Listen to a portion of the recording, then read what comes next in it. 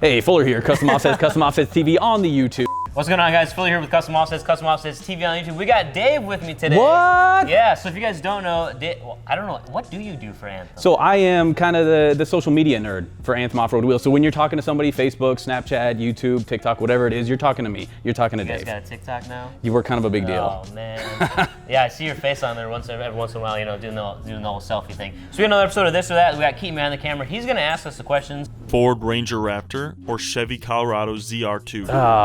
I got to go with the Raptor. You can't argue with the Raptor. Yeah, it's going to be sick. The ZR2, though, it is a good platform. I like what they did with the truck. They also offer a diesel engine. You can get in the ZR2, so I think that's pretty sleek. You get a little baby Duramax in there. It's pretty cool. But I feel like based on what Ford has done with the current F-150 Raptor, the Ranger Raptor is going to be probably more off-road capable than the ZR2.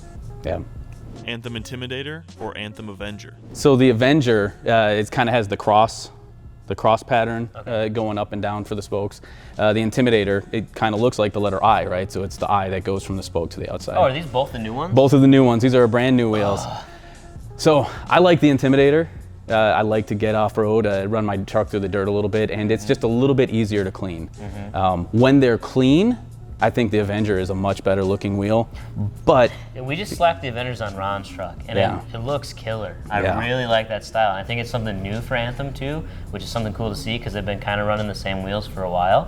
But the Intimidator, when it comes to off-road appearances, I think that's a good looking wheel too.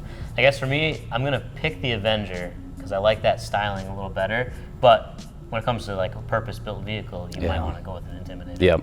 Yeah. Best shit box under 10K?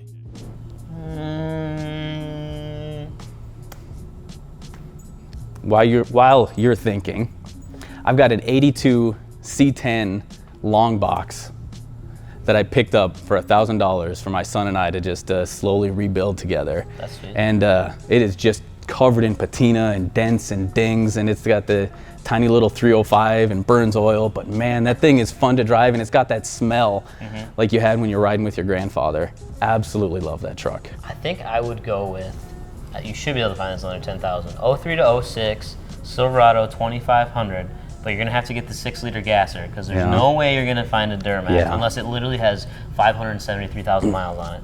But you can get a decently mileaged, is that a word? 6-liter gasser. You should be able to get a crew cab regular box under that 10,000. It's a good dependable truck. You've got the GM V8, you know, it's just like, it never breaks down. They're always reliable. Yeah. The only thing that I've ever ruined on mine is when I actually hit stuff with it, so, you know. Yeah, and you get a pretty modern interior. Yeah, and even within that $10,000, if you wanted to upgrade the head unit and maybe do some other modifications to the interior, you get almost all the bells and whistles that you have in a modern truck. If you're gonna keep it for a while, I've seen people make some really clean cat-eye Silverados. Yeah. So that's what I would pick. Yeah. 2500 just because it's a good workhorse if you're gonna actually use the truck too. If you have no reason to tow anything or you don't need it to be a workhorse, then get a 1500. You'd be even better off. Yeah. Probably get a cleaner one, but that's my opinion. 20x12s on 35s or 17x9s on 35s? I've answered this question plenty of times on here, and always surprises people because they're like, "Oh, Custom Offsets, big show wheel company." I'm a sucker for 17x8.5s or 17x9s on some big rubber.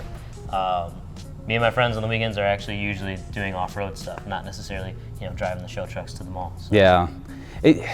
Man. But 20x12 and 35 is not a rubber band tire either. No, it's not. There's still a decent amount of rubber there. There's enough to protect you from just about every curb that's out there. So, and that's kind of where I'm at across, right? And I think it really depends on the wheel. Some wheels, when you squeeze them down to that 17-inch, they just look funny. Yeah. And some wheels just look too stretched out when they're on the 20x12. If I had to choose, probably the 35 on 20x12. Interesting. Yeah. I like the way it looks. Good. It's a good combo. Everything's proportionate because you can, like you were saying, a 17-inch wheel with 35-inch tires doesn't always look proportionate, especially if you are shoving that on a smaller vehicle, like if you put it on a Tacoma or something, it's going to look just disproportionate. Tiny wheel, tiny truck, big tire. Yeah. Because on a Tacoma, 35s are big. Somebody's going to be like, 35's not big, I have 40s. Yeah, right. Never fails. Tacoma show truck or Silverado 1500 Overland? Overland. Yeah, I think I'd rather take this Silverado than have a Tacoma show truck. And a lot of that has to do with drivability, because the Tacoma is a little underpowered. So when you start throwing on a massive lift kit, really wide wheels, really heavy tires, they aren't that fun to drive anymore. If you had a Silverado 1500 Overland build, you can take that thing anywhere. You can still drive it to work on Monday morning if you want. Yeah. People won't look at you funny.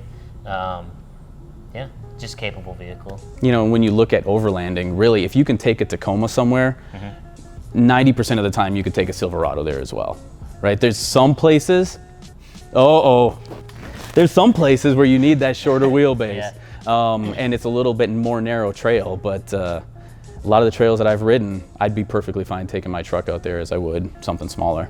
Well, there's a spot that we go to all the time. We constantly have Tacomas or like Jeeps, GX470, all the like Lexus and Toyota products.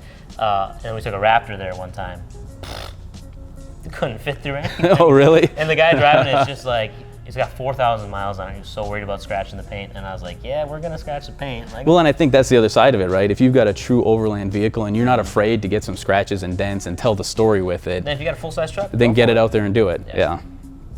Bonus question. Carpet in the kitchen or carpet in the bathroom? Oh, that's disgusting. Oof.